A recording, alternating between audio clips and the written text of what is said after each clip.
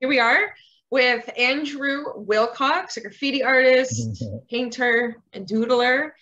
For round two, we were previously talking to Andrew a while ago about his venture into graffiti and art, and now it seems like you're taking on a new challenge. What would that be? A friend of mine approached me. He had like a tattoo machine, and he was like, "Oh, why don't you give it a try?" And so I started fiddling around with it, and then another mutual friend of ours offered me an apprenticeship. So I kind of just hopped onto it because I got to start making some like real money. So, so I think that there's some money in that. So I'm gonna like any medium, I kind of like dive into it head first and try to get the most out of it. And I think learning under somebody else would be the best way. Yeah, and I think tattooing is so very tactile, and the way that you learn is very much an apprenticeship. So it really does allow for one to just jump right in it and learn on the go. Where is the shop that you're at? So I'm at the Taste of Ink, okay. With Brad, and yeah, so I don't know. He gave me a spot in there. I'm not tattooing anybody, obviously, right now. I'm just doing like shop visits and stuff.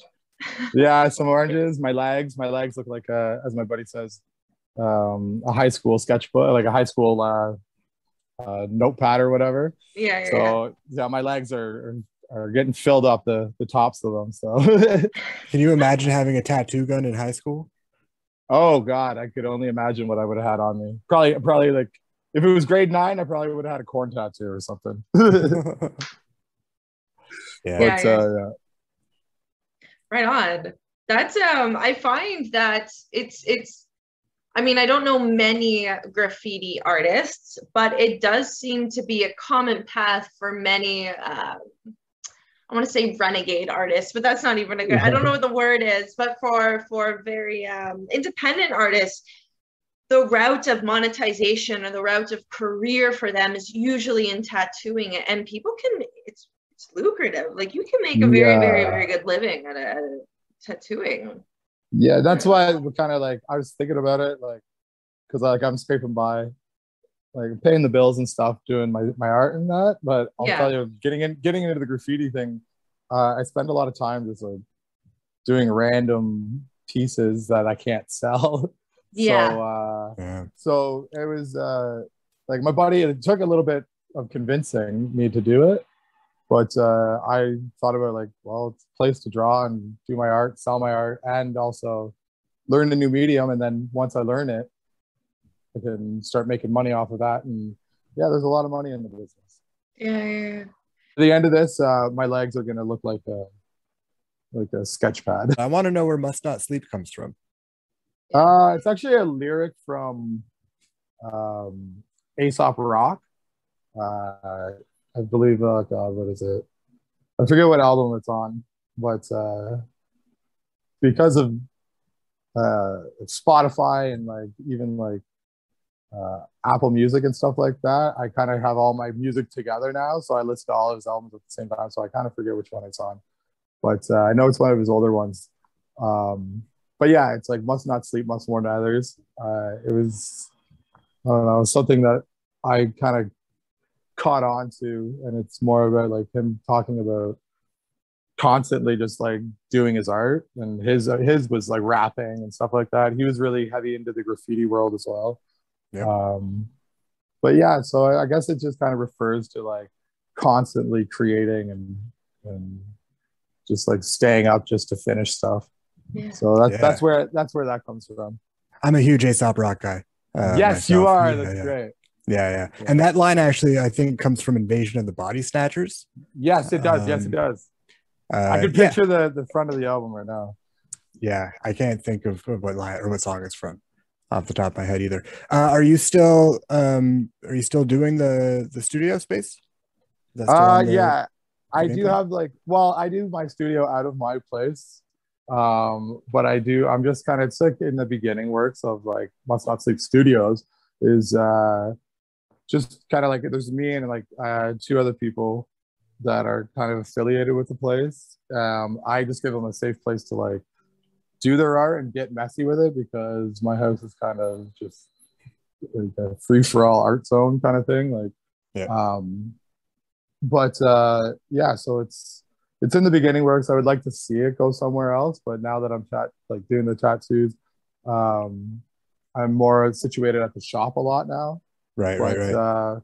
when I get more money flowing, it'll be nice to get a spot. But I just wanted to like kind of anchor down like an idea, and like if somebody does want like a mural done or work done,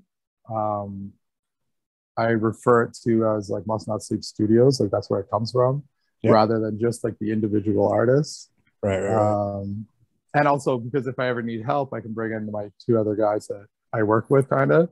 I kind of just let I let the two of them kind of go haywire on the walls. Like if they want to do something, like I gave them their own wall, and it's kind of cool because it's like the space is like constantly changing, right? It's like a painting's never actually finished here. So like you can see behind me, the painting that I used to have there is gone now. Yeah. So, but that's what happens, right? Especially when you get like a new order of like a big pack of like spray paint.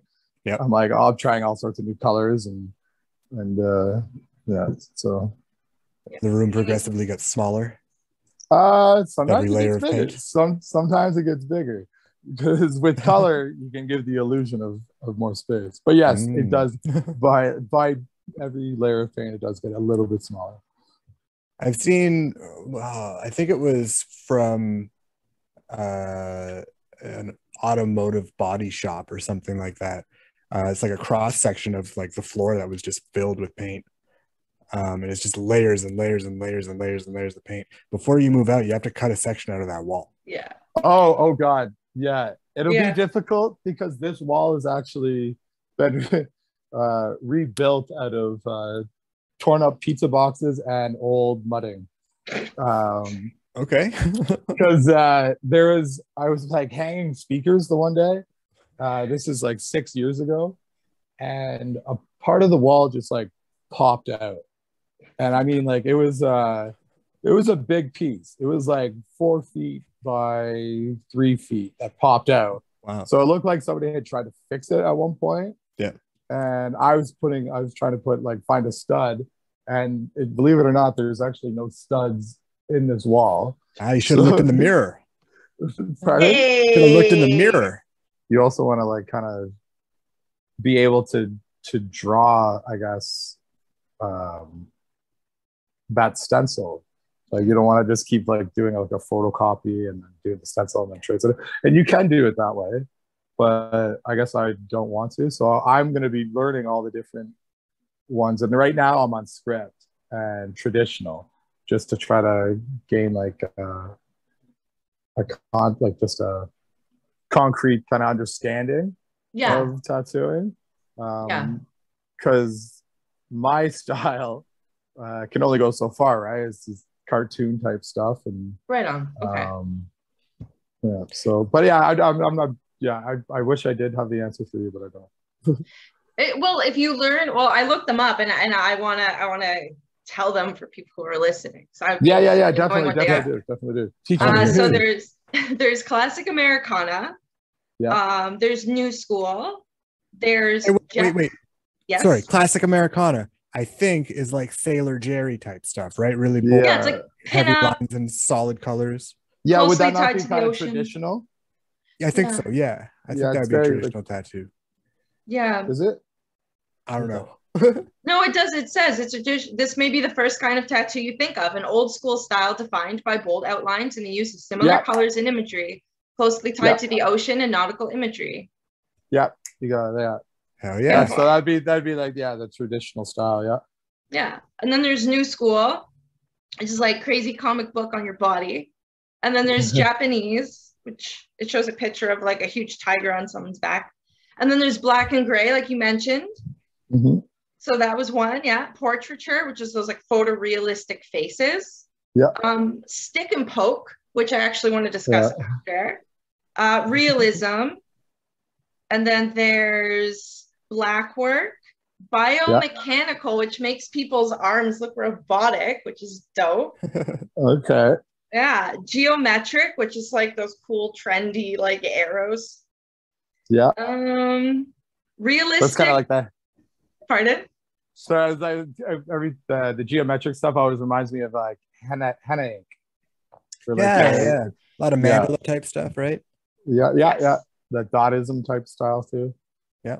then there's realistic trash polka. Ooh, I like the sound of that. It reminds me of like Gorgo Bordello or something. Yeah. Realistic trash polka was created by Germany's Buena Vista Tattoo Club. Created by Simone Plath and Volko Merchsky, it's instantly recognizable for its collage-like structure, intricate and sampling from printed materials, from photography to handwriting, paint splashes to typewriting. So it's all like scripts. It's very abstract. So kind of like a what do they call those things? A scrapbook style? Yes, exactly. Yeah, exactly. Okay, yeah, that's cool. It's cool. Trash polka. And then trash polka. Fuck, yeah. That's awesome. And then the last one is surrealism. So yeah, I guess there's many kinds. Whoa. Yeah, no, that's awesome. I didn't know that. Trash polka is really getting to me. I really like that. I just like the name. Like I'm a huge fan of like polka punk. And it sounds like that is just fucking awesome. Okay, I might have to devote a piece of my body to that. Names aside, is there a particular style that you think you're drawn to? Mine. Which is what, kind of new school, right? So I guess I'm in new school, but I also really do like the traditional. Like a lot of my tattoos I have are traditional based, and it was from George down at Inner Harbor. He does great traditional tattoos. Just great work. But so I guess I'm drawn to the traditional look.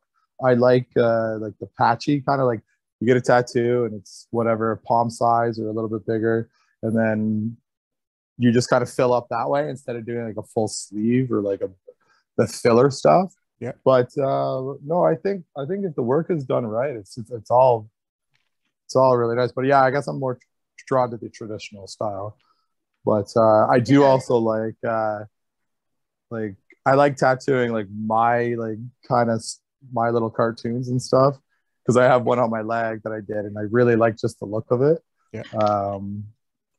But maybe that's just me being vain or something. But, no, why wouldn't you like your own stuff? Someone asked you. So, yeah, somebody has to support it. But yeah, no, I guess I kind of like scratchy looking stuff, where it's done right, but it's supposed to look kind of like it's been jotted down really quick or something. Yeah. I don't know. Like, I guess I like different. I don't know. It's hard to explain, but yeah. I guess I'm drawn to the traditional. We'll go with that. Right on. There's this I think it's from Family Guy. There's this line in Family Guy where it's like, I don't know what it is. Okay, I'm just gonna surmise it. Yeah, I got this tattoo so you could like tell that I had $60 to spend that day. Like, it doesn't really have any meaning. It's just like, so. No. You're pretty close to it. It was like getting a tramp stamp or something. Yeah. I forget the it's context. like, yeah, it's like, oh wow, you had $60 one day. Yeah. Yeah. Something like that. But yeah, no, because a lot of people do put a lot of thought, especially your first tattoo. It's always everyone's like, oh, I wanted to mean this, and I wanted to signify this, or I want it because of this. Once you start getting tattoos, you kind of, well, depending on who you are, but you stop giving a shit about what they all mean, but you're just kind of like, oh, that's a cool picture, I want it on my body. Yeah. Is that partly a product of the endorphins that come from being tattooed? Are people just like addicted to the chemical high that you get from it? I think maybe, yeah, because that's actually one niche of tattooing that you didn't mention, Adriana, is there's the pain tattoos where they literally go in and they get like the sides of their faces just like, and they go as deep as they can, and they just like tattoo lines on them, and it's purely, I think that's what you're talking about, Matt, is that endorphin rush and like the pain and like the adrenaline. So there's those, that is a little a side like little corner of tattooing. Sometimes you see people and they'll have like sometimes they'll do a full blackout arm, but they make it look nice, but they'll do it in the set. Sometimes they do that just to cover up some old tattoos that they can't do a cover up on, but some of them will do it as in they just want the pain.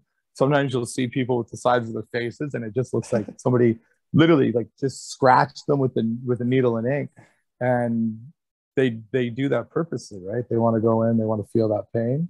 That's insanity. Yeah, well, I don't know. There is something about it's like eating really spicy food. Like when you eat those what are they, the reapers there, or like those really, really spicy peppers, depending on like ghost peppers or scorpion peppers or whatever. If you get a high enough Scoville, when you eat them, they say you get high off of it, but I think what is happening is your body is just releasing its adrenaline and the endorphins to kind of mask the pain and to deal with the pain. So like people get addicted to that stuff. So yeah, I believe some people do go get tattoos for that. But I also believe, I've heard like plenty of people say, I want another tattoo. Like I just really want to go get another tattoo. And you say like, well, what are you going to get? And they go, I don't know. I just want another tattoo. Yeah. And so like that to me feels like there's something more, like maybe it's something about the experience that's not that endorphin rush.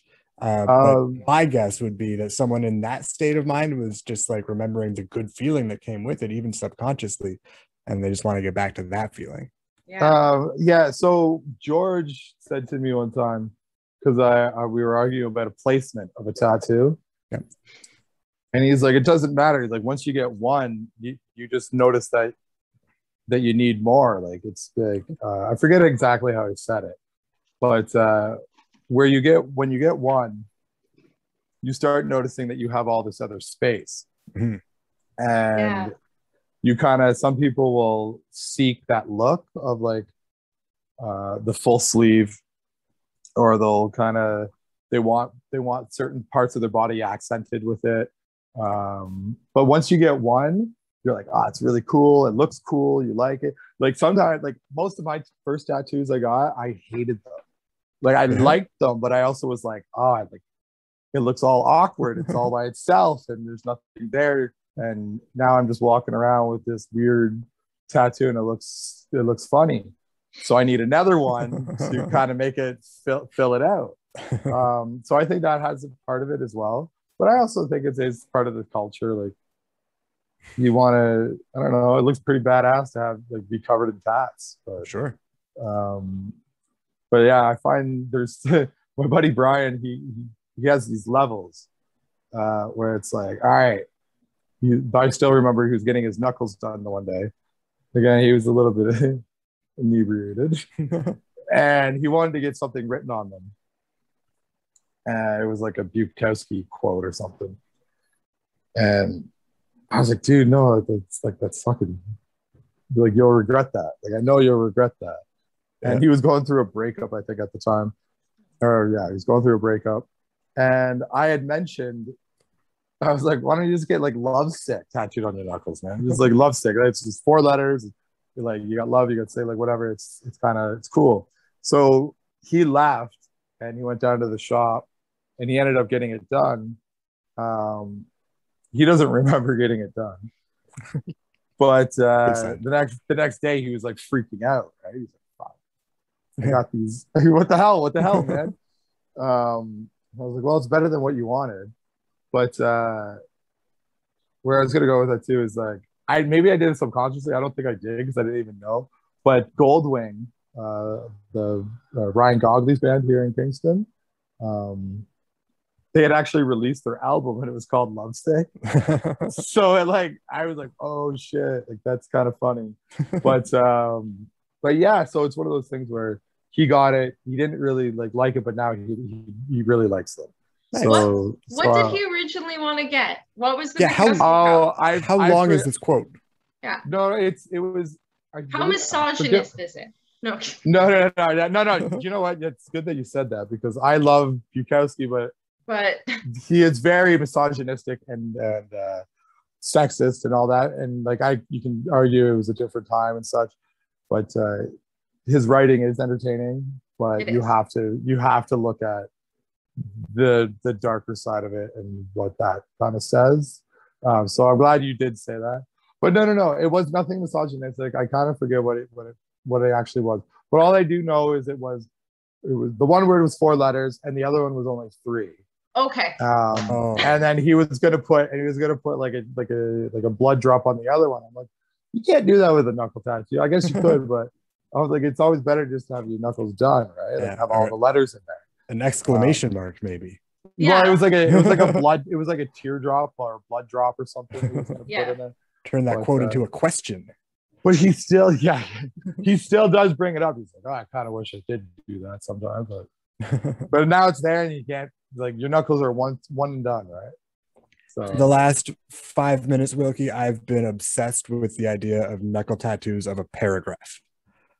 Everyone gets 4 letters. I want a diatribe across my knuckles now. A diatribe. I want size 8 font. Yeah, no, dude. Honestly, I guarantee somebody has done it. I guarantee somebody has done it. Well, then I don't. Want it. Oh well, good luck. Whatever you can think of these days, somebody's probably done. Damn it! Yeah, just gotta stop thinking, I guess. But yeah, no. That's why, I love I have the inside of my fingers done. So I have Fiddler. I have an ex-girlfriend's name on one of my digits. I'll let you guess which one it is. But yeah, so I find fingers are actually, it is funny. Katie will probably kill me for this, but we were having fun and she did these ones. These the good and evil. Yeah. So I'm gonna touch them up eventually, but there's so much space on your knuckles, right? So you can, but I find what you put on your hands is really, you got to be okay with the world to see it. You embody it. Yeah. You really live it. I also have my palm tattooed, and this is it's falling out now. It's really bad. But this is even before I thought of doing the must not sleep. So my motto since I was young, probably 19, was I never want to go to sleep, I never want to wake up, and there's never enough. And so we shortened it to never sleep, never wake, never enough. But nice. Yeah, and that's another one that I'm gonna get fixed. But yeah, that's the good thing about hand tattoos is if you do them wrong, they fall out eventually. They'll wear away. So then you get to do it again. So yeah, that's the trick. Was it a big? Did it feel like a particularly big deal when you got your first hand tattoo? Are you crossing into a new territory with it? Well, the first hand tattoo I got was the insides of my fingers. Okay. And I had Fiddler, which which is a band, but it also means "fuck it, dog, life's a risk." Okay. And the obviously at the same time I got the ex's name on my other finger, and she was with me at the time. It was, as Facebook would say, it was complicated. But yeah, when I first got them, I didn't feel too bad because they were on the insides of my fingers. Yeah, where they it's kind of cool if somebody sees it, they're like, oh, what the fuck. But most of the time you don't even notice it. For sure. But yeah, when I feel when I got the ones on the forefingers, I was more afraid of what my mom would think, I guess. Like even at like 34, like I still care about what she has to say. Like, so when I was like tattooing my legs and I like posted some photos of it, I was like, sorry, mom. Like, I don't think my mom's gonna be too happy with what I'm doing to my birthday suit or something, or drawing on my birthday suit. And she hates tattoos. Oh. So, but I've almost got to convince. I've almost convinced her to get camel toe on her, like a camel on one of her toes. Okay. Yeah. So like a camel toe thing. Yeah. So she's cool with that. Well, she hates tattoos more than vulgar humor. Oh no, she loves her toilet humor, but okay. But I had her convinced her a little bit. She's gone back on it. Hopefully one day I'll be able to tattoo a camel on my mom's toe. That's like one step farther down the road of inappropriate behavior from the bee's knees tattoo. Yeah. It's on the exact same path, but yeah. Most definitely. It takes kind of a genius to go down that path, but when you do go down that path, you get some good tattoos. Oh, definitely. I'm just being all right. No. Well, I think it's like a lot of my tattoos, like I have are jokes too. Like I have a lot of like funny tattoos.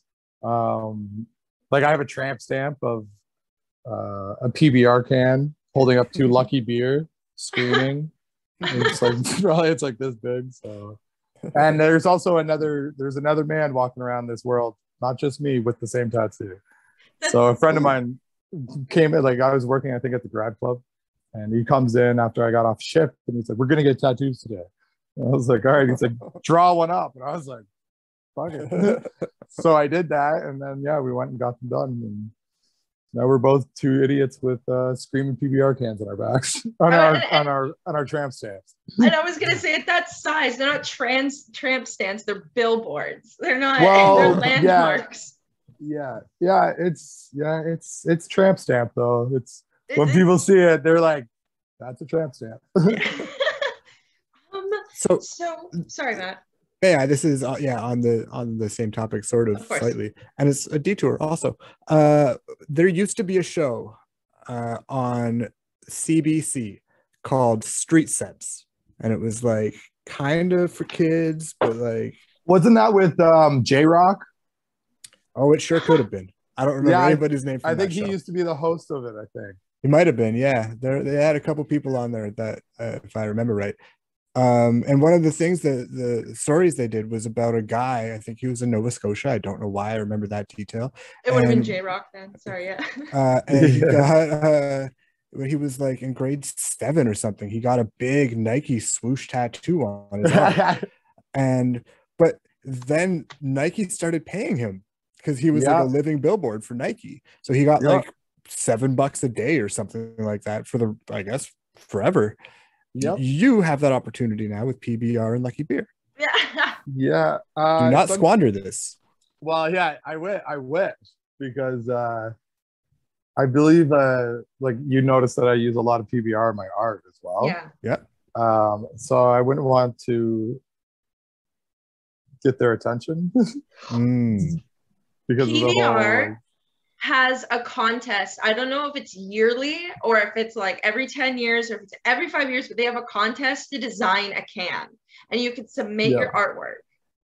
They actually, I think it's like a monthly thing. A monthly thing. Or like a quarterly thing. Because when you buy PBR, I don't know if I have the can around me, but usually they do have the artwork on the can of a specific artist of that, for whatever that quarter or whatever. So I know they do have it. I really wish I have you submitted anything?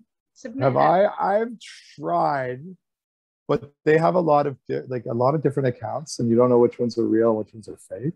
So sometimes they have the contest.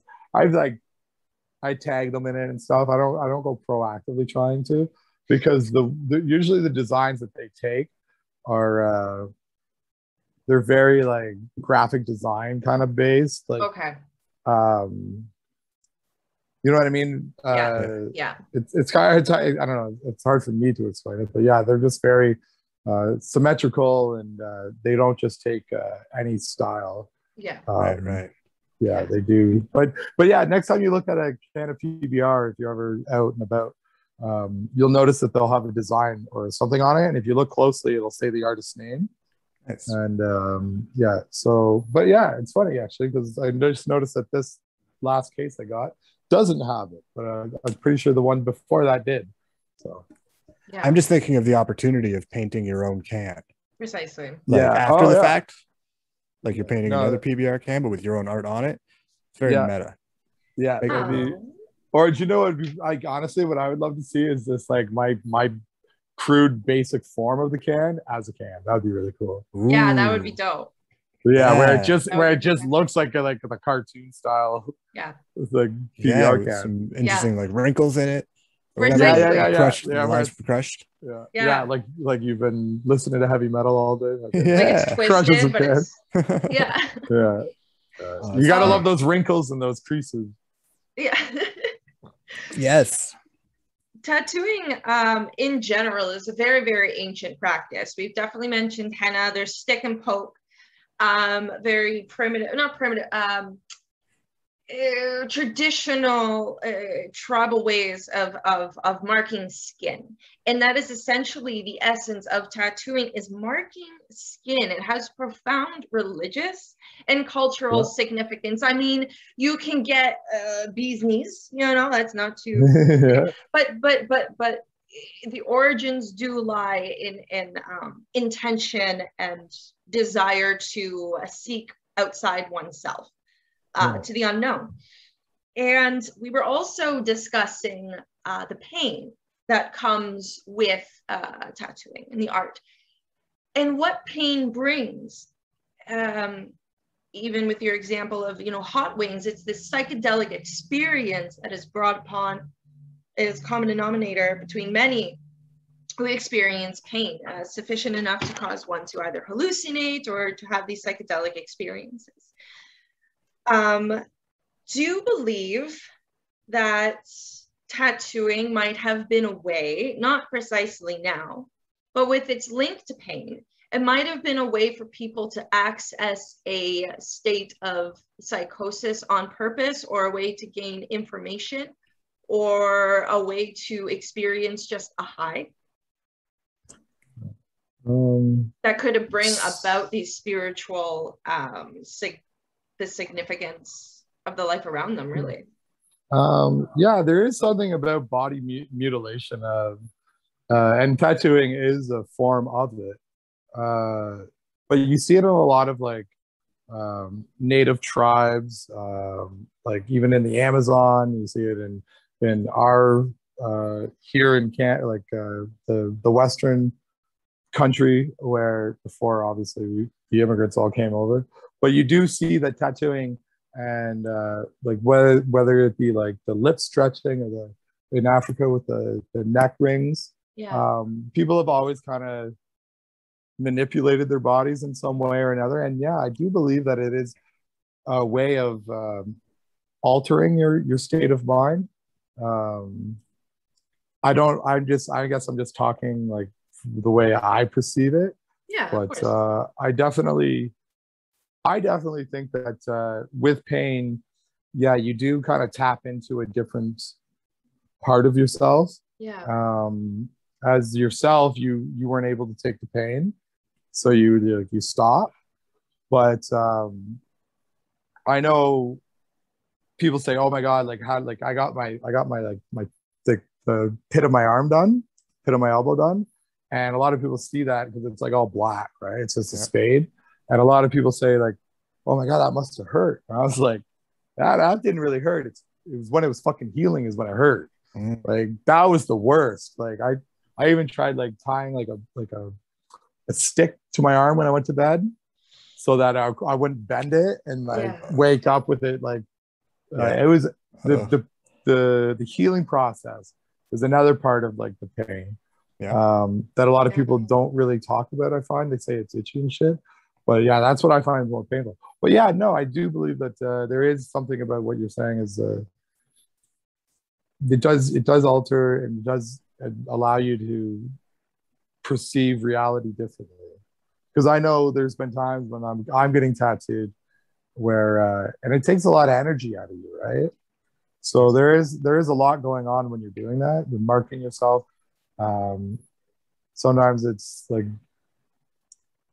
I find in the native tribes and that it would be for status.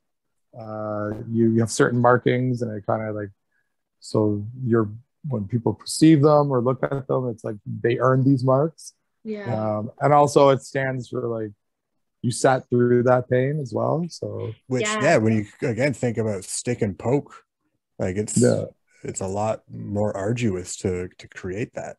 Yeah, no, it is. And I have I think 2 stick and pokes on me, and the one actually, she did it so well that people still think that it's like, they don't believe me when I say it's a stick and poke. But she did it so well, and I found it didn't hurt that much. Sorry, could you explain what stick and poke is for anyone who doesn't know? Well, it's exactly what it sounds like. You use a needle and you use ink, whether it be, well, you could do prison style where you use cigarette ash and mix it with some water, and then you use an old guitar string, and you dip it and you start poking, and you put it into, you want to hit it into the 3rd layer of skin so it stays. But yeah, so it's essentially a needle and ink, and you're doing it by hand. Some people, there's certain places over in Asia, and they use this weird flexi branch, like from a tree or something. Yeah. And then they tap it. Ooh. and it takes hours to do certain tattoos, large ones, obviously. Yeah. How many times does a tattoo gun penetrate the skin per second? Yeah. Good question. I don't know. Okay. I know when it's to do line work, you want it hard, so like you want it to be a and then when you're doing shading, you want it to be soft. So that's what I know. Fair enough. In any case, it's a lot faster than poking somebody with a needle and a hammer. Yeah. The tattoo needle punctures your skin around 100 times per second. The aim of depositing the ink in a region of 1.5 to 2 millimeters below the surface of the skin. You've done more homework than I have. Just look it up as he says these things. Yeah. It's good for sound bites. I guess I go by sound when I'm tattooing. Right, that's too fast, or that's not fast enough. I haven't actually got into my color yet. I'm nervous about doing color. Oh yeah. Why the nerves? Why the nerves with color? Oh, well, I think it's just because when you fuck up on yourself, you can't erase it. Okay. All right. So I guess I'm just a little nervous about trying it. But like any medium, I'll figure it out. You'll figure it out. Nice. Good shit done. Yeah. Yeah. Oh yeah. Actually, here I just got a really about the stick and poke. It can be very painful depending on like the gauge of needle that you use and what kind of needle you use. I know. So a friend of mine, Brian, he's a really close friend of mine. Really gnarly dude. So he got his girlfriend at the time, which she's an amazing artist as well. She did like Beavis in a stick and poke on his ankle. Great. It looks fantastic. But he wanted to get a dollar symbol on his nutsack. So they did a stick and poke. And the first time they did it over, it was about 45 minutes that they did it. And she was rubbing it away, and it didn't stay. So they had to do it again to get it to stay, so that he could be able to refer to his nutsack as a coin purse. Money balls. If that is not money balls, there you go. But if that's not the most gnarly stick and poke tattoo story, I don't know what is. I don't mean to try to have too much sway in your life, but I'd like you to ask my approval before you create new friendships. From now on, that guy is never. Yeah, no pun intended. I'm worried about the company you keep, Wilkie. No, actually, you would really like the guy. He's actually a really down to earth guy. He's a really, really good kid. Yeah, really good. We just kind of, we were young, right? We were young and dumb. This is going back like 8 years ago, 9 years ago. So. I mean, yeah. What else do you know what? What else are you gonna do on a Saturday night? Hanging out in the house. I appreciate the idea. The idea is okay, but the follow through is what worries me. It's and the execution. 2 rounds, you said. Do you know what it was? You want to talk about follow through? Mm-hmm. No, I don't anymore. Yeah, we do. Oh no, we want to talk about follow through. Do you know what, man? That kid, he sat there for 2 hours and let his girlfriend just so that he could have a running joke. I just want to, like, their sex life must have been intense for them to just. I lived with him for 4 years. It's just a masochist through and through. No, I don't think so. It wasn't like that. I think they had a pretty mundane. My apologies. I just assume someone who gets their testicles tattooed is. I'm sorry. My apologies. I just totally judged. I shouldn't have done that. No. Yeah. Sometimes it's just marked for the gnarliness, I guess. But okay, no, there's.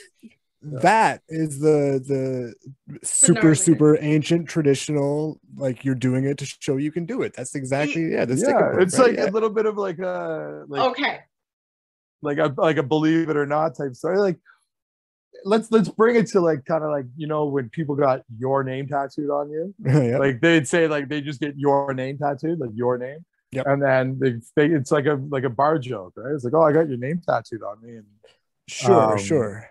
But I think that's why he did it, because he wanted to be like, oh yeah, I have like my coin purse. Yeah, it's just something silly again. Yeah. And it's actually funny. He was I wasn't there for it, but he was drinking with his dad. And he had some of his dad's friends were there. And there was this woman. She was a little on the rough side of things. But yeah, he had mentioned his tattoo, and she was like, "Oh, let me see it." Yeah. So and next thing you know, he has this I don't know, probably a 48, 50-year-old woman holding his balls, looking at his tattoo, and I guess there's an upset. Everybody got a good laugh about it, and I think that's what he wanted. He wanted just to laugh about it, right? So it's a good joke for sure.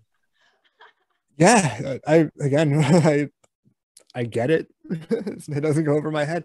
I'm not that committed to any joke. That's crazy to me.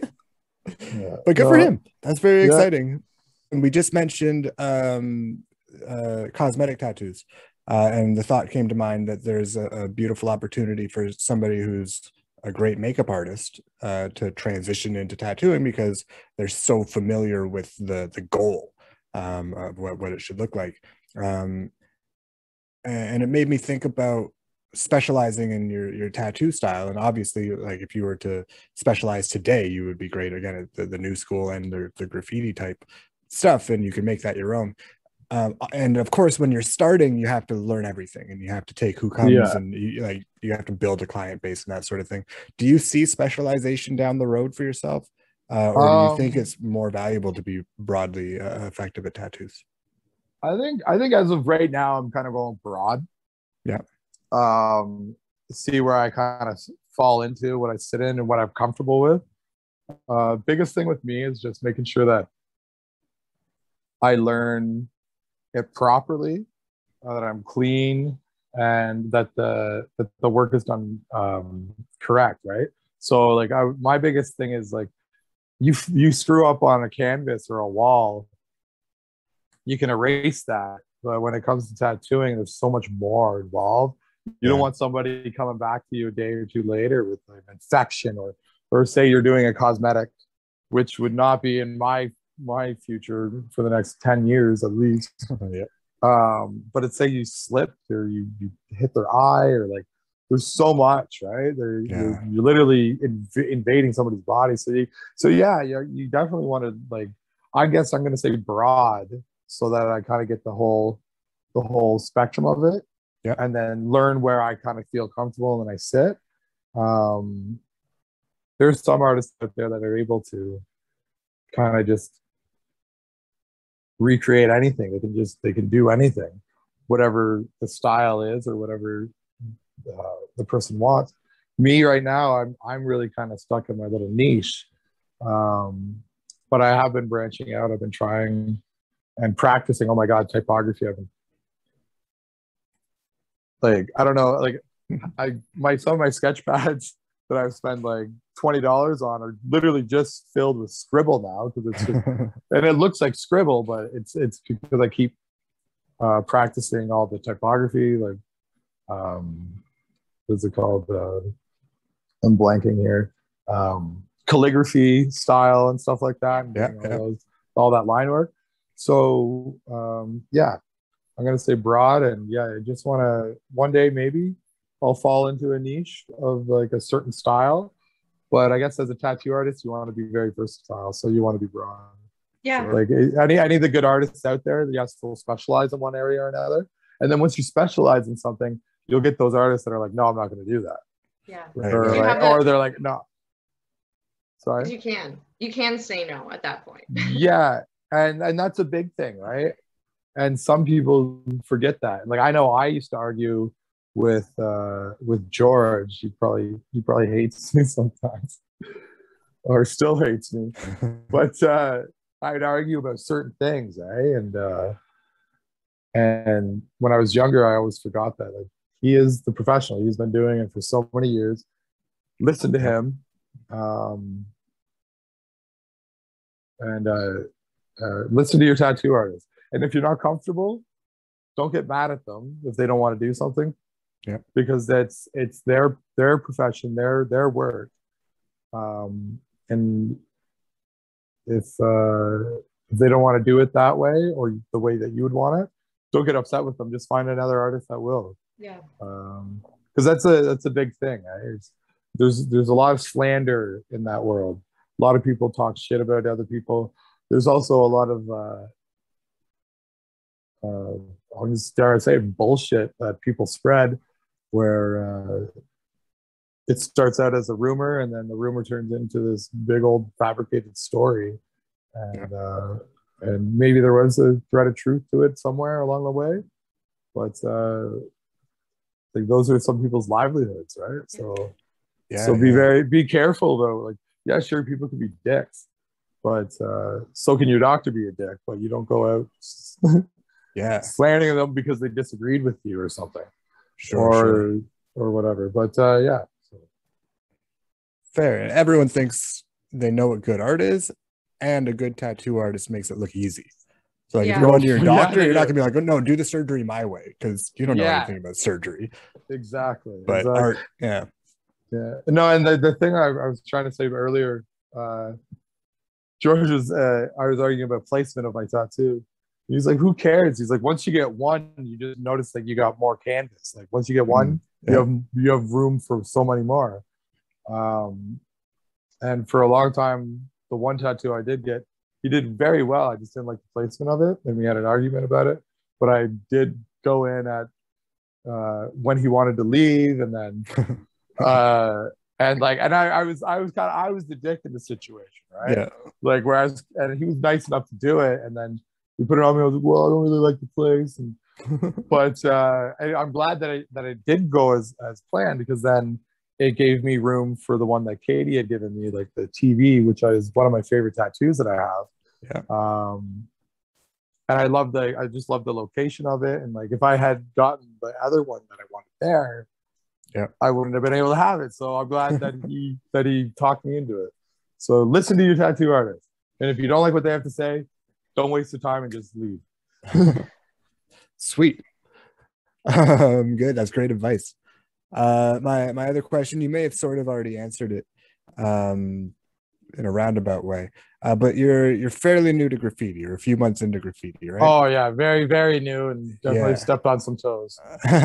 And very new to tattooing. Very new to tattooing. It's extremely. What do you predict? Let's look 10 years down the line. Which one do you think is going to have a greater influence on the other? Will your short time as a graffiti artist and that mindset affect tattooing, or do you think tattooing is going to have a greater effect on your, we'll call it, public artwork? 10 years from now, I will probably, do you know what? Honestly, I'm so addicted to spray cans and the immediate application. And same with tattooing. But with tattooing, there's just more money into it. Yeah. And it's more broadly accepted and yeah, there's just more money in the tattooing thing. So that's what like my buddy had kind of convinced me. He was like, man, you could keep selling your art and like essentially like I am struggling. Like it's not easy to pay the bills. Yeah. And also like I've had people commission me for pieces and then all of a sudden they're like, oh, sorry, like I'm gonna have to pay you when I can pay you. I've also had people talk to me like where I usually accept like I charge like a deposit when people do when people ask for commissions, and they give me guff about it, and then I'm nice and I say like, all right, well, I'll do it, it'll be ready for this date. And then I call them a day before and they're, oh shit, sorry man, I can't afford it right now. And like, so there's a lot of that going on. And then like, and I mean, like I've been stiffed so many times, like for my work and murals and different things like that, or potential work that people kind of get me like, all right, so I buy all the supplies and I get everything ready, and then they're, oh, I don't want that. They go, and I find it happens a lot in the summer because of people going out, drinking, partying, festivals, little things like that. Yeah. They find different reasons to spend their money on, and yeah, no, it's unfortunate, but with tattooing, you're a little bit more concrete to bring the money in, hold the money. Yeah. They're more I guess serious about investing in it because it's on them, it's on their body. It's not just a piece of work that's going to hang in their living space or office space. Yeah. So I do. And to answer your question, yeah, I in 10 years, hopefully I'm alive, and hopefully I'm still as well. I know I'll be painting, and I know I'll be doing art in some way. Okay, sorry.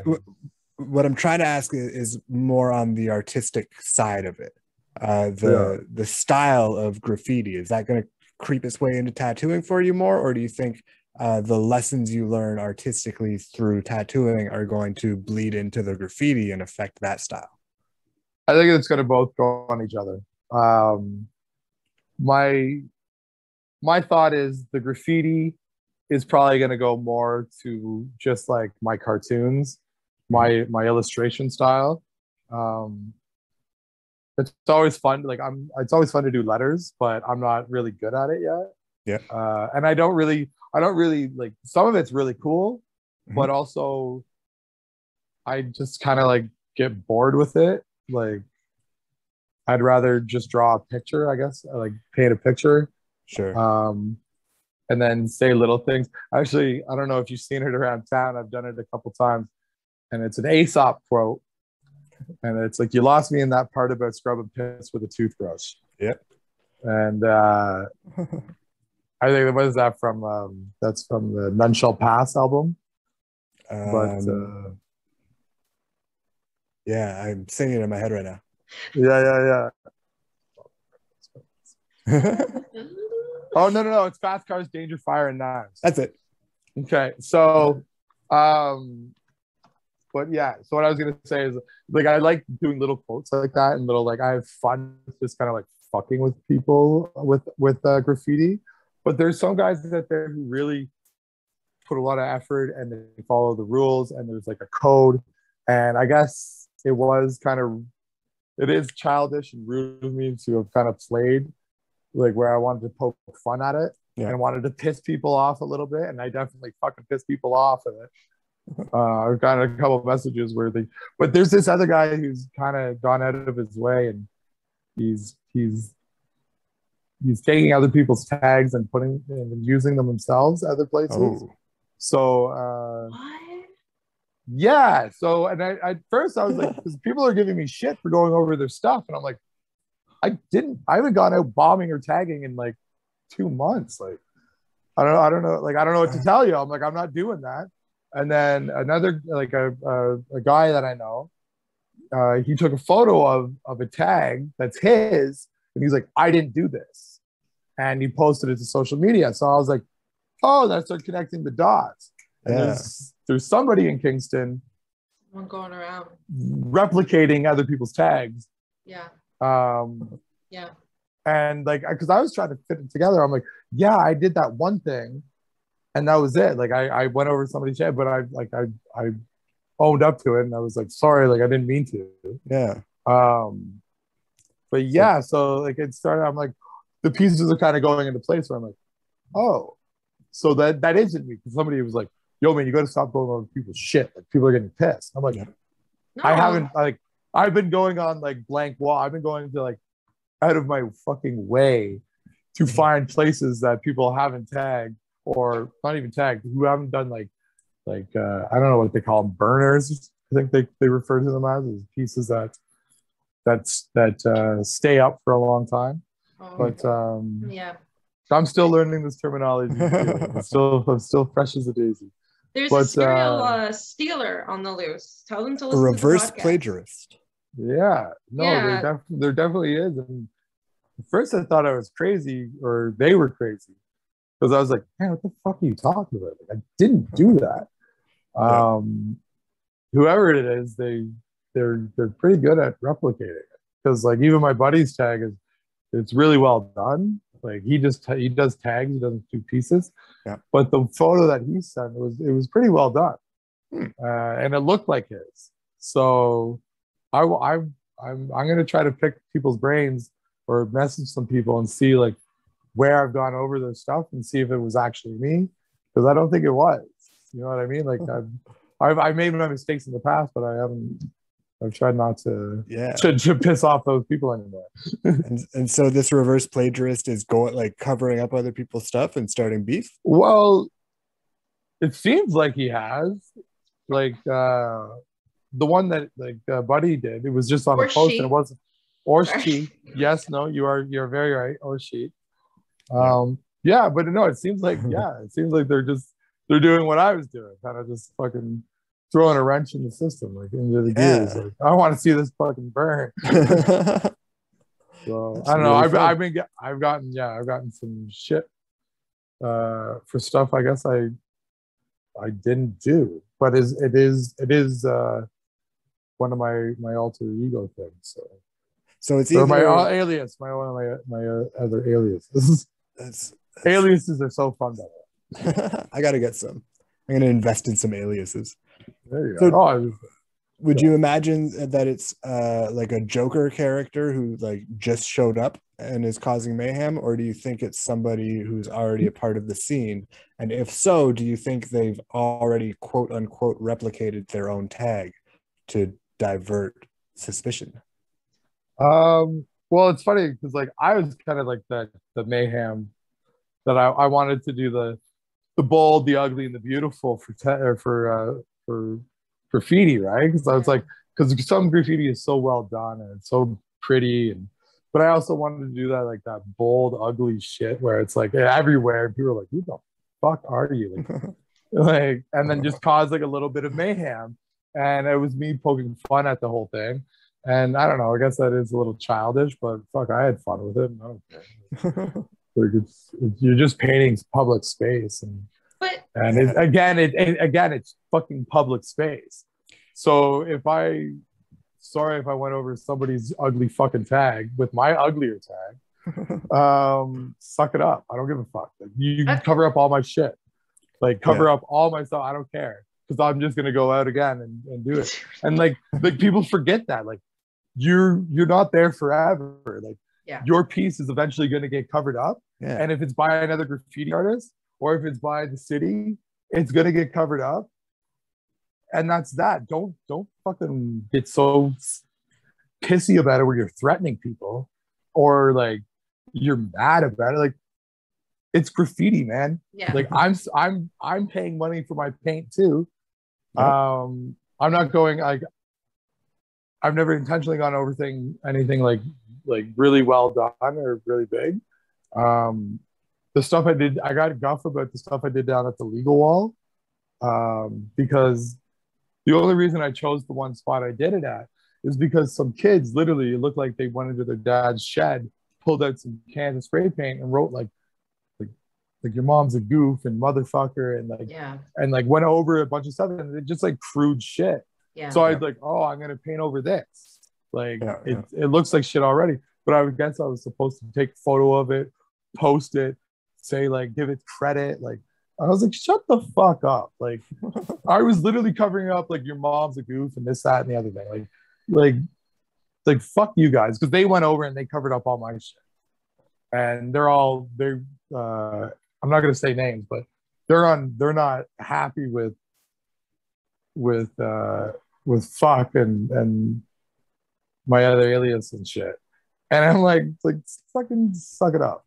Like honestly, like I don't give a shit. Like because what I was doing is some kids wrote some bullshit on the wall. I went over and I it's a public space. It says it right there. You're allowed to paint whatever the hell you want to paint. There is respect. Don't get me wrong. There is respect. But when you see somebody's name 7 times on the same fucking wall, I think I can cover up the one that's already been vandalized or defaced with a potential new artist. But if you're gonna get all huffy puffy about it, and you're not gonna let somebody like learn and then break into a new industry or like learn a new art form, then fuck you. Yeah. Yeah. Like that's kind of a selfish dick rule. Like I get it. There's rules and code. Yeah. And I've been following them as much as I can. I'm not going out intentionally to piss people off, but they're going out of their way to make the fact known that they're graffiti artists, that they've been in it for the last 20 years, that they've earned their stripes, and they're better, and they only want their work to be seen. And it's, you know what? It's a big dick game, and I'm not about to start swaying that way. I'm just gonna I'll keep pissing them off, and I'll keep fucking painting what I want to paint, where I want to paint it, and I'm not trying to go over my pieces. I haven't gone over anybody's piece intentionally. Yeah. So if anybody ever watches this, I'm not doing. I didn't do it on purpose. And the stuff I did cover up on the legal wall, that's for everybody. It's funny. Was to cover up the slander that obviously some young kids had fun with. Okay, that leads me to ask. Okay, so when you have the legal walls, you can have beautiful, beautiful murals, pieces of art. You can have just as beautiful tags, etc. Is there a difference between graffiti and street art? Is there a difference between someone going up and bombing and tagging, but as long as there's spray paint on some form of concrete, it's still graffiti? Like, what is that fine line between graffiti and street art? The way I think about it is graffiti was kind of born, right, in like New York and on trains and such. And the why trains is because it can show a wider audience. Yeah. Which is really cool. But graffiti doesn't have to be spray paint. People will use anything from rollers to mops. They use mops, dip in a bunch of paint, and they or like big rollers and stuff. So graffiti kind of got it, like it has that stigma of like, or that belief that it's just spray paint. But the reason why spray paint kind of took over as the mediums, because it's instant, right? Yeah. Okay. You cover a large space in a short amount of time. And single also, tool. Sorry, with a single tool. You don't need a mop and a paint bucket. Yeah, exactly. Yeah. But yeah, so like with that though, is you get like a really cool style, right? Like because of the pressurized aerosol and the paint coming out, you get to apply all sorts of stuff. And the guy I'm actually apprenticing under, Brad, he has never like used spray paint, so I let him use some of my stuff. And the way he applied the paint, all of a sudden I was like, "Whoa, this is cool! You do it a lot different than I do."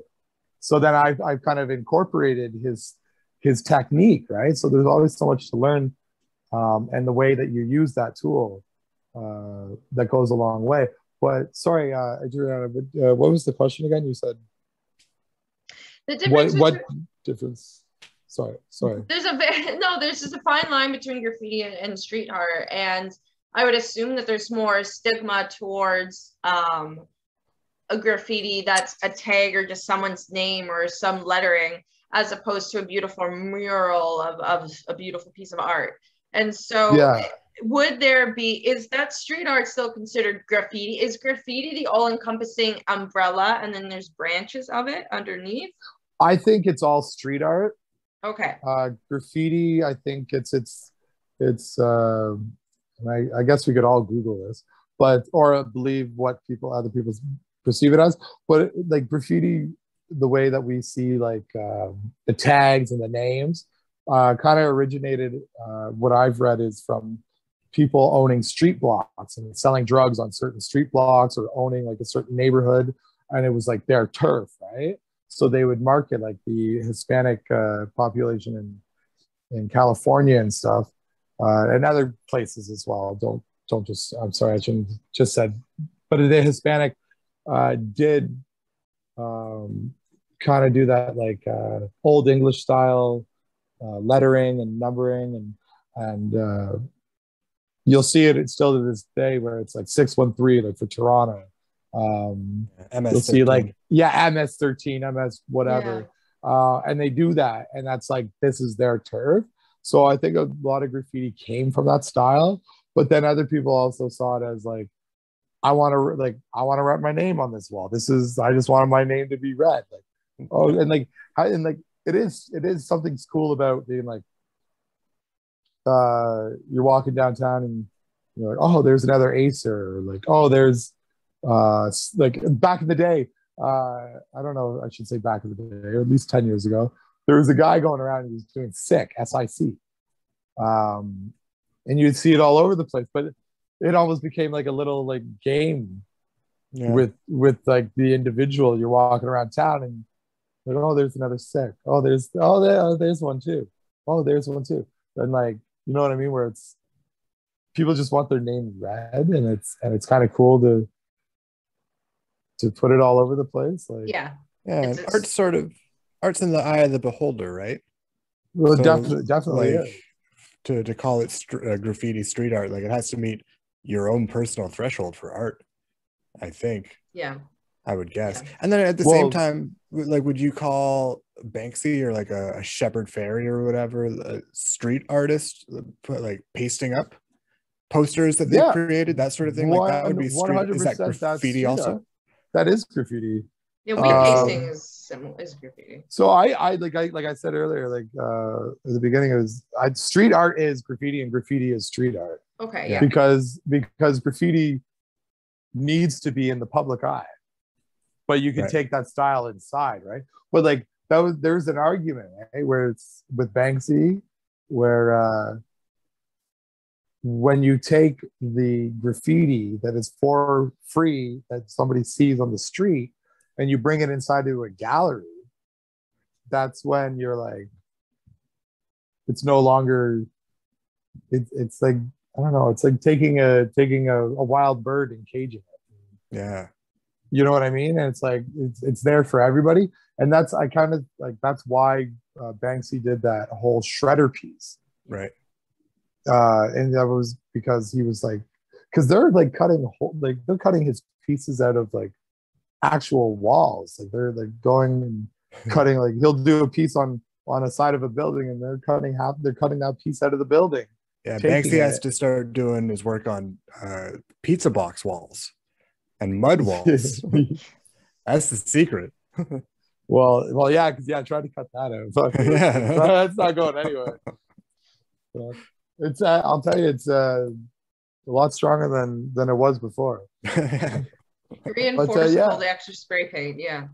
Yeah. Oh yeah. Well, also the pizza boxes. Lots of pizza boxes. You can't forget about the pizza boxes. Yeah, No, well, and by the way, they were shredded, so it's like literally like there's thought and process to this wall, man. This wall is fucking tough. Just don't try not to screw too much into it because it's mostly mud and cardboard. But yeah, no. So I street art and graffiti are one and the same. Okay. If you went up to a wall with a paintbrush and you wrote your name or you drew a picture of a flower, I think that's graffiti. Right on. Yeah. Yeah. Is graffiti maybe non-commissioned street art? So there is the illegal and then there's legal, eh? Yeah. So there's something about getting your piece, your illegal piece up in a heavily populated area and getting away with it, where there's almost like you get like pride out of it. You get a little bit of like fuck, how did he put that up there? And and I'm talking about the pieces that are really, really well done, the ones that take time. And there's some people out there that can make a piece because I take a long time with my art. Because I don't know, maybe I'm bad at it, but there's some people out there that they know what they want and they're able to like put that paint where they want it, and they can make a piece very nice and beautiful and intricate and solid piece, as they refer to as a burner, because it stays on the wall and people don't cover it up and it's in a public space, and people are walking by it. So a high traffic area where it's impressive. Where it's like, fuck, how did you get it up there? How did you get away with that? So impressive. And it is, because there's like over in LA and stuff in New York, it's high traffic everywhere, right? Yeah. And they'll go above highways, or on billboards, and sometimes in broad daylight. Sometimes they go to the ditches and they do a piece that is a kilometer long, and they use rollers to just write whatever their name is, MNS or whatever. And it's impressive. But it's all street art. Yeah. It's for the public, and you know what? It's for the public by the public. For the public by the public, as it should be. Yeah. Volkswagen. I was I was in Toronto for a week a bit ago, and actually just got back a few days ago. I was taking the train, and of course when you take the train you get to see so much graffiti as you pass, especially in Toronto, because the houses are just by the train track, so there's a lot of fences to keep it separate, and so there's just a bunch of graffiti as you go by. It's beautiful. I was entertained the whole time, but also I was driving down on the DVP on the Don Valley, right? When you're down there and you look up and there's huge pieces, and there's no possible way a human he would have to dangle from a harness. There's not a ladder high enough. Where the fuck are they flying? Do they have jetpacks? And it just blows my mind. There's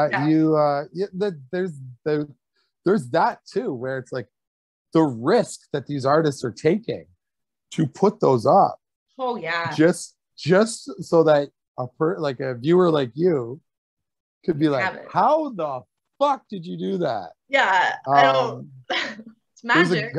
There's a guy out in, I think, LA, and he goes by Crash. And he does. He puts out on Instagram some footage of him like dangling on a bridge or like hanging out, and I mean like imminent death could occur at any second if for one wrong step or whatever. And sometimes it is like, and that's why I say it's a big dick game, right? Like, or a big tit game, whatever you want to call it.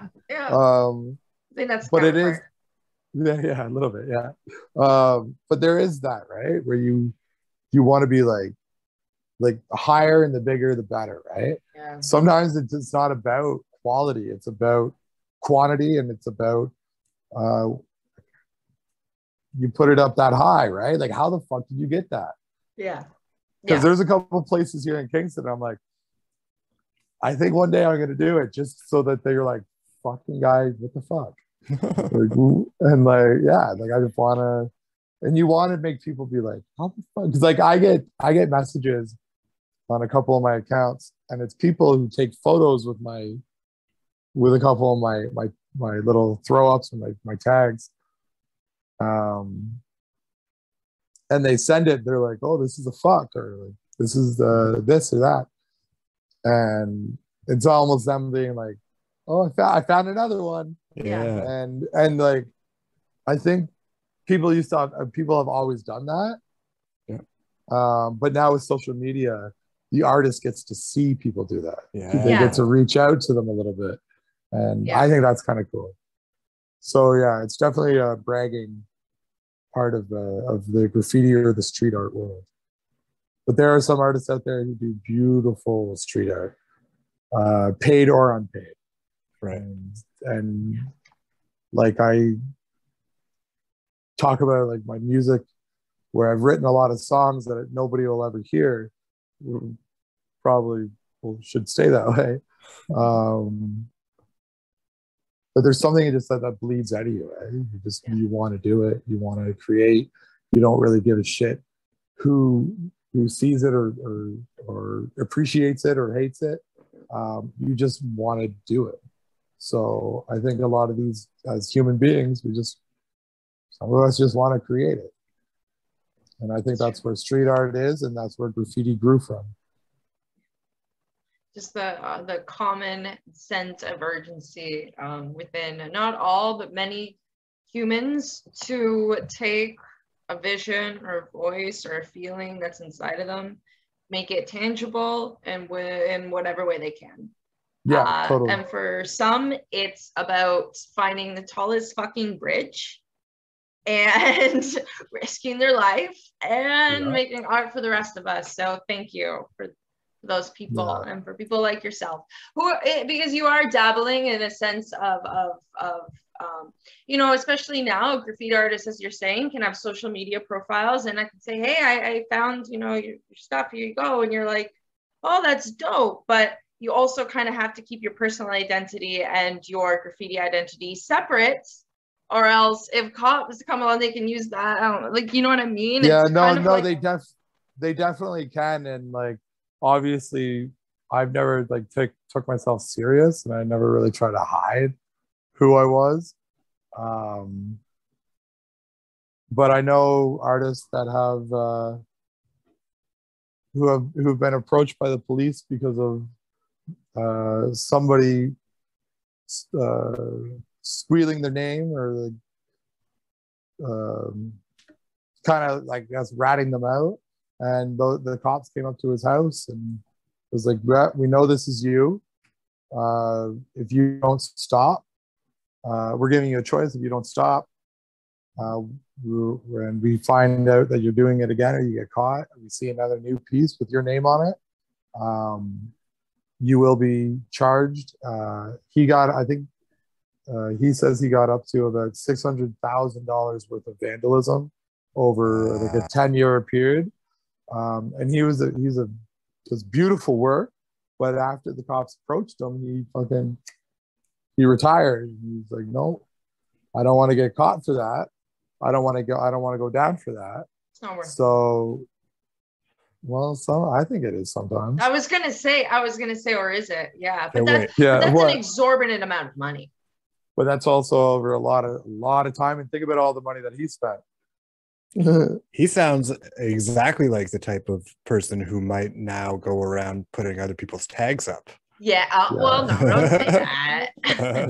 The guy I'm talking about is he has a good job with Queens, and he still does art, but he does it in a different form. He does canvas and stuff now. But a lot of, like I said in the last interview or the last podcast we did, a lot of these graffiti artists, they venture out into tattooing or different niches of art, right? So I find graffiti is a way of like, it's like pot. It's like the little kid drug. Like it's where you're like, oh, this is cool. I want people to see it. It's risky. It's kind of it's mainstream, but like the underground. So there's like a lot of things that like attract you to it because it's kind of a no-no. Like since you were like 3 years old, don't write on the walls. Yeah. Don't write on the walls. But you know what's fun? Writing on walls. Writing on the walls. Yeah. Precisely. So yeah, no. What is graffiti, you know, if not an extension of adolescence, of youth, of an innocence that wants to be expressed, a desire to express it, and the ability to do it in adulthood, because there is no one slapping you on the wrist, and you know, unless they're watching you do it and they're law enforcement, you know. So well, I'll tell you, there's the neighborhood Superman nanny watch where some people, it's like I that's why I always kind of closely relate it to skateboarding. Skateboarding isn't a fucking crime. No. And you know what? Art isn't a fucking crime either. No. It's only because the status quo of our society, where this wall is supposed to be clean and free of any markings or imperfection, or it's sad to say color half the time. Yeah. But you know what? It's not fucking illegal to go write my name on a tree. No. But only because that person owns that building or a corporation owns that building and they want it a certain way. I understand. I respect that. But it's like with skateboarding, like I want to ride my skateboard on this handrail or jump down these stairs or kickflip this. I want to no slide that. What people don't like is the way that where it can go, right? It can get messy, it can look ugly. It looks like it's unkept after a while. There's deterioration, but in the long run of it all, it's like you're just painting a wall. There's nothing like really wrong about it. It's only because our society says that it's wrong and like, oh, and you know what?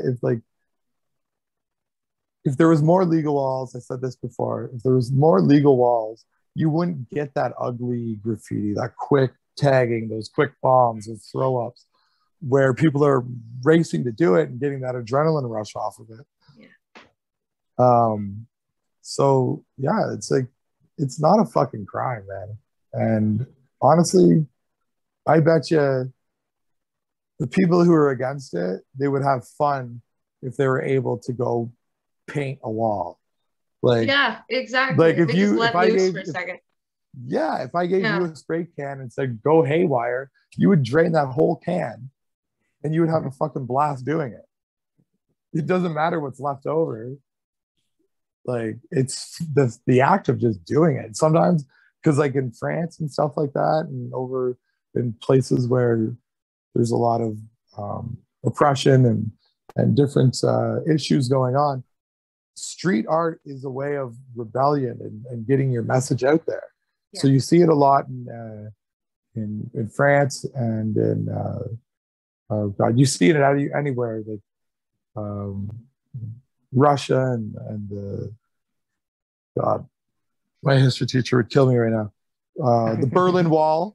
Yeah, there was tons of graffiti on the Berlin Wall, and it wasn't about just getting your name out there. It was about getting somebody else's. Sometimes it was just about giving kudos to who's died, or what you were standing up against, what was going wrong with your society.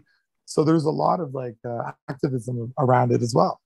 Yep. So long live fucking spraying on walls, draw on walls, paint on walls, do whatever the fuck you want, get your message out there. As long as you're not slandering somebody or hating on somebody,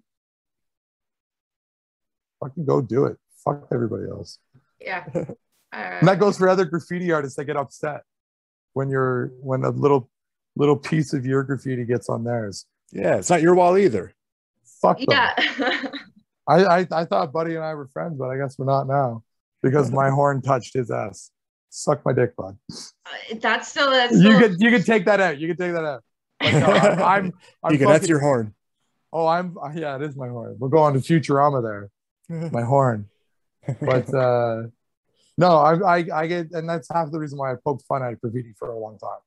Is because how upset people get over something that sometimes is not intentional. Or you know what? It's been there long enough, bud. And you're right. It ends up being a little bit hypocritical to take somebody else's wall and make it your own, and then to be mad when somebody else does the same. Exactly. Exactly. Yeah. Sorry, like I've had a couple of heated conversations, not arguments, but conversations about this situation, and it's hypocritical is very like spot on, but it comes with the industry, and like you don't see a skateboarder being like, oh man, I kickflip that set. You're not allowed to kickflip that anymore. Yeah. Yeah. Like, yeah. So sorry, I got a little heated there. No, it's okay. Right. Heated is good. I just wanted to inform everybody because I know it's stressful. We're wondering, we're curious. There hasn't been any resolution. There's been no closure. And so I just wanted to tell the people, J-Rock did host Street Stuff. Yeah. And what's his real name? It's Taggart or Jonathan Torres. Torres. Yeah. So Torres? Sorry, say it again. Torres. Jonathan Torres. Torres. Like a Spanish name for a white dude. Yeah. So my buddy Brian would have like hung me out to dry if you didn't do that. Because I referred to him as J-Rock and not as Torres. Because like he wears a sweater and it has his actual name on it. And I should know that. So that was my fault. All right. So I'm really glad that we were able to discuss that because I don't know. I was stressed. Yeah. I didn't even realize. No, I'm glad you did because it was in the back of my mind the whole time. Since I said it. Wow. Cool. That's exciting. What's exciting, Matthew? That we figured it out. We figured it out. We solved the mystery. Hey man, that's what life's all about. Yeah, we got to resurrect street sense for a minute today. It's been resurrected. We're doing good. It is 9:15. Yep. How are we feeling? I'm feeling great. I do appreciate. I love these conversations. They're always fun. They're great. We love them too. Yeah, they're awesome. But yeah, so like when in the email, I was like, oh, what are we going to talk about? Yeah, I guess like when you had asked like what I've been doing and like how I've been going on, we've landed on almost everything because still painting, but I'm still doing graffiti, and now I got another one in the works. So I'm doing tattooing, and honestly, next time when we talk or if we talk, it'll probably be something else. Who knows? Yeah. Maybe I'll get into cosmetics or something. Try wheat pasting if you haven't already. Whoa, what? Wheat pasting.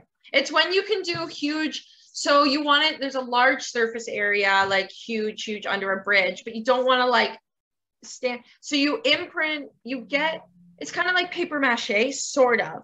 And you get your design on this paper and you use a roller and you wheat paste it up and it stays there forever. It never comes out. Yeah. So a lot of people, a buddy of mine, like old friend of the family, the eldest son, Jonathan, he moved to Toronto and that's how he made money was he went out and did posters. Yes.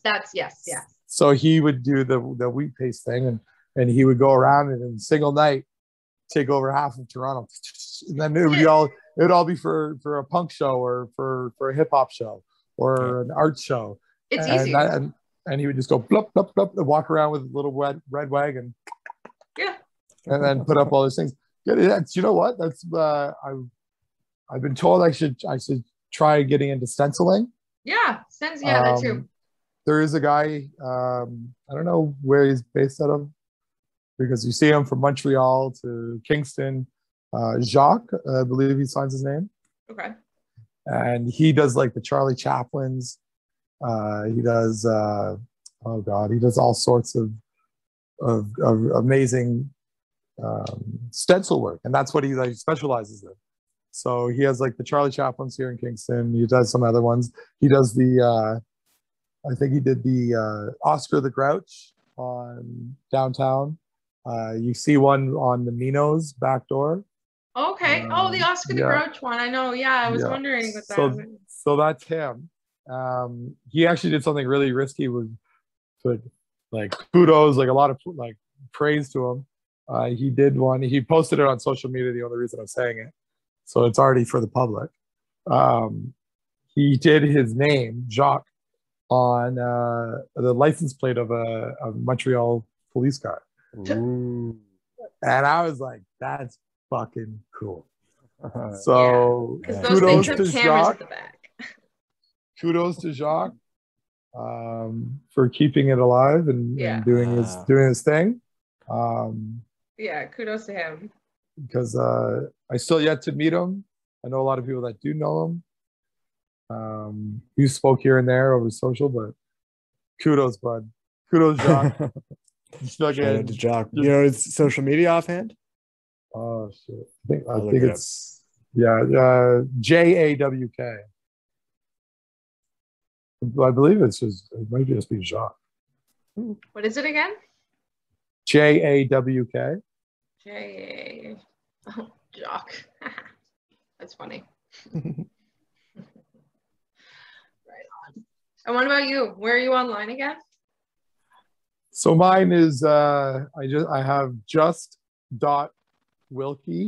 and that's the Instagram, and that's the one I kind of just like base my art out of. Okay. But yeah, as of now, and then I have Must Not Sleep Studios at outlook.com. Yeah. And then I also have my other email that I kind of use for more my just like broad thing, which is flamebits@hotmail.com. Okay. That's like, since I've had that since the only reason I still use that is because I made it up when I was 13 or 12 and it's still alive. So, and then I have my professional account, which is akw@live.ca. Of course. Or sorry, AK Wilcox at live.ca. Okay. Can we find the tattoo shop on Instagram? Yeah. Yes. So the tattoo shop is Taste of Ink.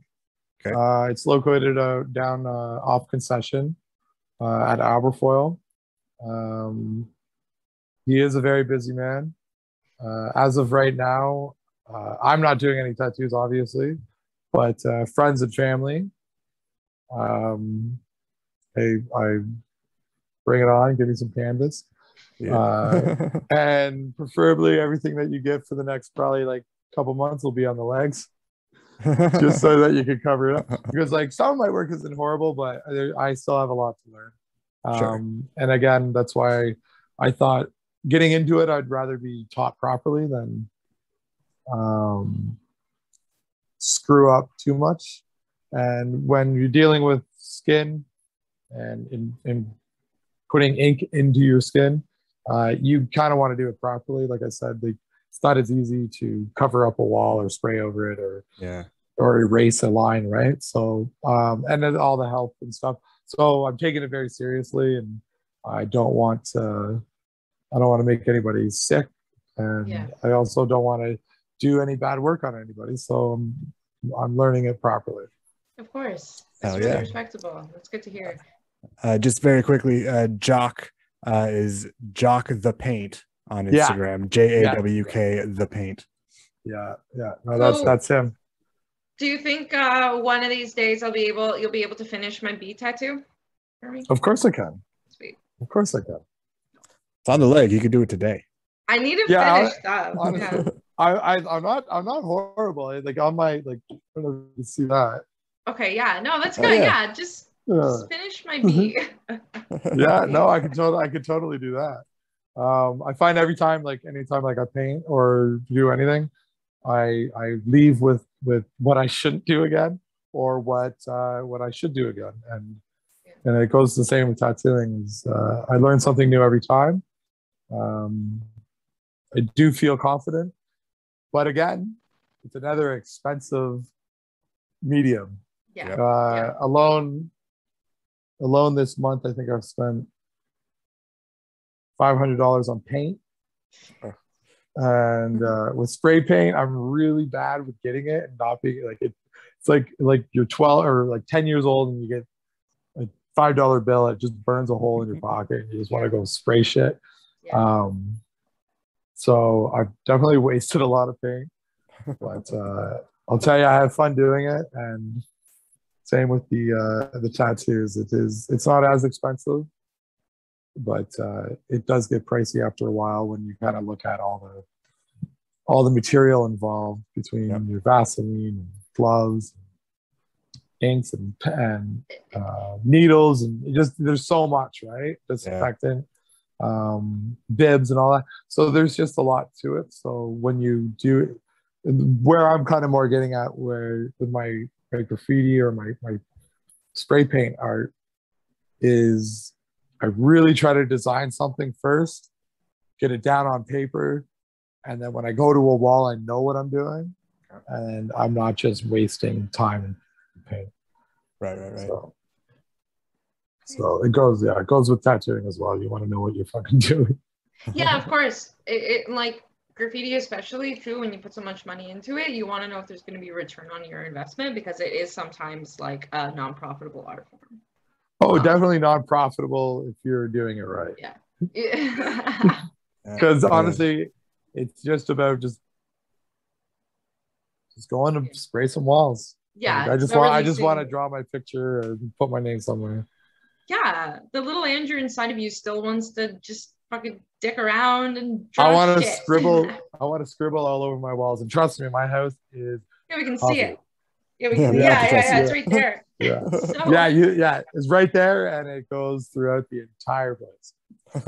So there is my living room. I try to keep to constant pieces.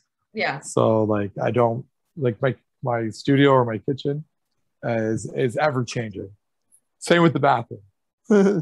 Yeah. You want to have at least something constant, so it's not too dizzying or nauseating for people who are. It's different. Yeah, mine literally looks like a New York subway. That's great though. Back in the 80s. It's very Basquiat of you. Pardon? It smells like one too. Yeah. Oh yeah. Well, a lot of people do say they're like, man, it smells like paint in here. I'm like, yeah, it's just paint. So it doesn't always smell like that, but usually it does have a hint of spray paint. I'm surprised I'm not brain dead yet. Yeah, so. You just don't smell it anymore. Yeah, your nose smells strongly of spray paint. Oh, yeah. well, you're oblivious. I do smell it when I leave the place, and then I come back. I'll be like, holy fuck. So wearing the respirator here sometimes is a must.